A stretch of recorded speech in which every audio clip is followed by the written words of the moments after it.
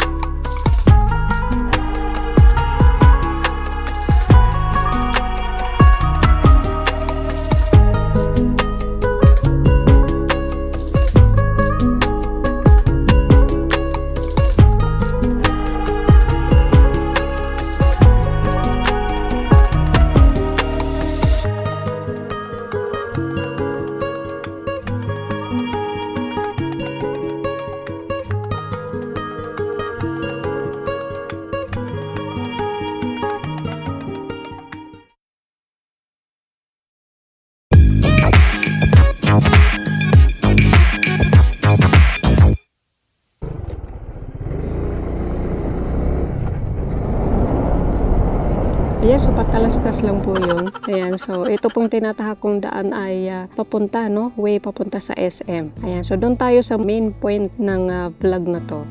Okay, so nandito ako sa CDO para kumuha ng COE or Certificate of Eligibility. O, diba? Sana all pumasa. Pero walang backer. Ayan, so subproof lang po ang naipasa natin. Pero at least, diba, na-experience ko ang pumasa. Kasi maraming gustong pumasa pero hindi makapasa-pasa. Diba? So at least na-experience natin. Bali, one night lang sana ako dito dahil akala ko makuha agad ang COE. Pero hindi pala. Bali, pag nag-request ka today, makukuha mo kinabukasan. Ganun pa man, hindi ko alam sa ibang region, kung ganun din yung sistema nila. Siguro kaya ganun ay dahil sa pagpapa-authenticate. Ayan, so sa mga nanonood na kukuha sa Region 10, at least may idea po kayo dahil nandito ako sa Region 10. So ito po ang experience ko. Simulan ko sa pag-set ng appointment online. At panoorin nyo na lang po ang detailed about dito sa online appointment na to. Ilalagay ko ang link sa comment section. Pero hindi po lahat ng region ay may online appointment. So, ang dala kong document sa pag-alis ko ng bahay ay ang confirmation ng appointment, Xerox copy ng ID, yung receipt nung nag-file ako ng exam, at 1 by 1 picture na my name and signature. Ayan, so kanina around 8:30 AM, pumunta ako sa CSC office ng Region 10 at doon paupo-upo lang ako kasi ayaw kong mag-interrupt sa kausap ng staff na isang applicant din. Later on, na-learn ko na need pala na mag-type doon sa computer na nakaset up doon sa my window 5 if I'm not mistaken. Ayan, so sa mga kukuha sa Region 10, pagdating nyo sa office, mag-encode kayo ng info nyo sa computer na yon. Short info lang naman, then submit. Parang mag-serve siya as queue or pila. Doon magbe-base kasi ang staff kung sino ang next na tatawagin niya. Ayan. So, nung tinawag ako, bitbit ko ang confirmation ng appointment ko at sabi ko na first time kong kukuha ng certificate. So, hiningan na lang ako ng 1 by 1 picture na may name and signature at color copy ng ID. So, unified ID ang gamit ko. Unfortunately, hindi niya tinanggap ang 1 by 1 ko. Dala ko kasi is yung ginamit ko nung filing. Baka nakikita niya sa system na ganun pa rin ang pagmumukha. Ayan, at yung quality daw ay hindi maganda. So, nagsuggest siya saan ako magpa-picture sa tapat ng SSS na malapit lang din sa CSC. Kaya reminder sa inyong mga baguhan, sensitive sila sa quality ng picture nyo. Kaya doon kayo magpa-picture sa mga known na photo studio na nagpiprint talaga ng pang-government na picture.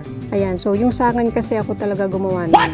Pero nagamit ko sa filing. Pero wag nyo akong tularan kasi meron akong mini printing. Nagpiprint talaga ako ng mga pictures. Pero aminado ako sa paper na gamit ko na kulang sa quality. Makapal siya pero hindi enough. Pero yun nga, need ko din talaga na magpa-picture ng latest. Okay, so after ko magpa-picture ay diretso ako sa payment section. Pinayaran ko muna ang certificate. Bali, isang copy ng certificate ay 100 pesos at dalawang authenticated, tig 50 per copy. Ayan, so bali sa 1 by 1, dalawa lang ang kailangan nila na may name and signature. Then after kong ipasa ang picture, sinabihan akong bukas pa makuha ang certificate ng 3 p.m. Ayan, so yun ang ganap ko sa araw na ito. Okay? At hindi ko alam saan ako pupunta next. Hindi ako nag-extend sa tinulugan ko kasi naiingayan ako sa aircon nila, sobrang ingay. Ayan, so if galing din kayo sa malayo gaya ko, share ko lang na sa Agoda talaga ako nagbo-book online. Para dire-diretso lang ako sa hotel. Walang inquiry na ganap. As in, hello ma'am, sir, good morning, good afternoon. May reservation po ako. Sabay pakita ng confirmation ng booking mo. O, diba? Sosyal. Mukhang sosyal, pero pinaka-lowest price talaga ang kinukuha ko. Siyempre, matutulog ka lang naman eh, kasi lamyarda sa gabi.